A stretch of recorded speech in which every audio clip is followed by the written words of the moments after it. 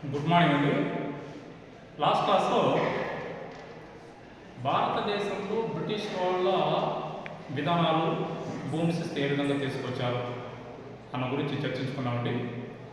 అలాగే ఎన్ని రకాలైన భూమి శిస్తులు అని కూడా చెప్పుకున్నాం.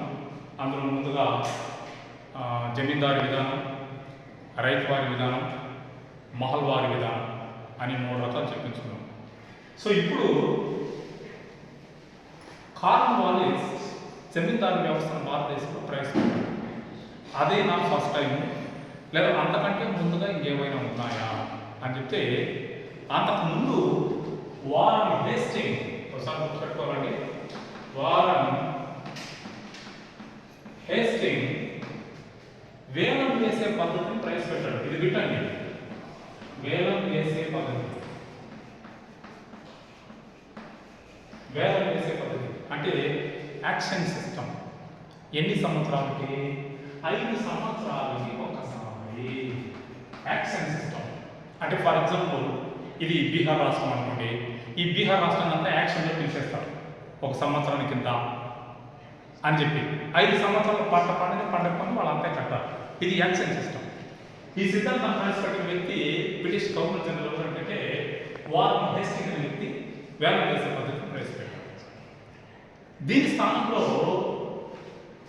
1790లో మనకి ఈ వేలం వేసే పద్ధతిని రద్దు చేసి 10 సంవత్సరాల భూమి శిస్తుని అమలు చేశారు. 10 సంవత్సరాలు ఒకేసారి, అది పంటని ఎండని ఏమన్నా కానీ ఫిక్స్ అన్నమాట.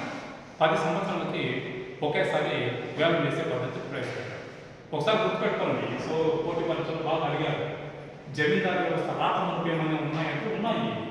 వేలం వేసే పద్ధతి యాక్షన్ మెథడ్ ఇప్పుడు కూడా మనకు అప్పుడప్పుడు మార్కెట్లో జరుగుతుంది చూడండి.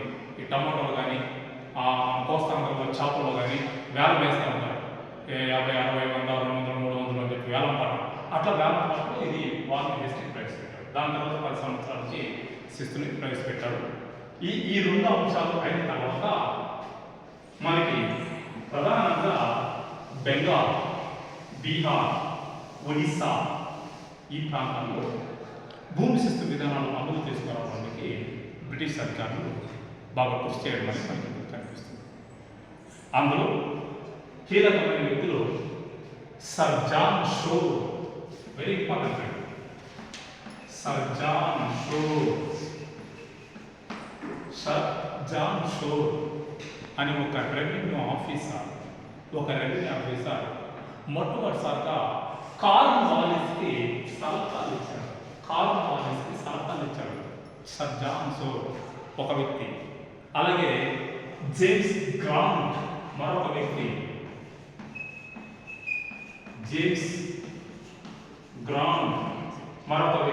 ఈయన రికార్డ్ కీపర్, అంటే ఈ యొక్క సంవత్సరానికి ఏ భూమికి ఎంత కట్టాలి, ఎవరెవరు ఎంత కట్టాలి అని మెయింటైన్ చేసే వ్యక్తి జేమ్స్ గ్రాంట్. రికార్డ్ కీపర్ అంటారు, మొత్తం రికార్డు మెయింటైన్ చేసే వ్యక్తి.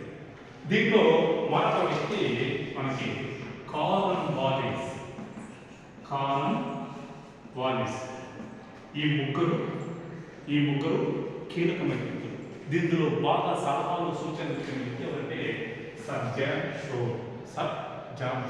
ఈయన సలహాల మేరకు, ఈయన సూచనల మేరకు భారతదేశంలో కార్న్వాలిస్ 1793లో జమీందారీ విధానం అనే వ్యవస్థను ప్రవేశపెట్టాడు.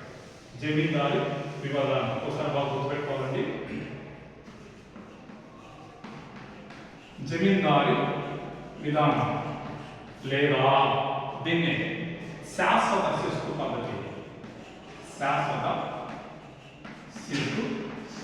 పద్ధతి అని అంటారు. జమీందారు విధానం అని ఎందుకు అంటారంటే పన్ను వసూలు చేసే బాధ్యత జమీందారులకే కల్పించడం జరిగింది. కల్పించబడింది కాబట్టి దీన్ని జమీందారు విధానం అంటారు. ఎక్కడెక్కడ ఏ ప్రాంతంలో? వారణాసి, బీహార్, నార్త్ కర్ణాటక, ఒడిస్సా ఈ ప్రాంతాల్లో ఈ జమీందారు విధానాన్ని అమలు చేశారు. ఇక్కడే ఎందుకు అమలు చేస్తారు అంటే ఎక్కడైతే అత్యంత సారవంతమైన భూభాగ ప్రాంతాలు ఉన్నాయో ఆ ప్రాంతాల్లో ఈ విధానాన్ని అమలు చేశారు. సో అలా 1793లో భారతదేశంలో కార్న్వాలిస్ ఎవరి సలహాల మేరకు అంటే సర్ జాన్ షో సలహాల మేరకు వరకు కార్నవాలిస్ జమీందారు విధానానికి రూపకల్పన చేయడం అనేది మనకి ఇక్కడ కనిపిస్తుంది.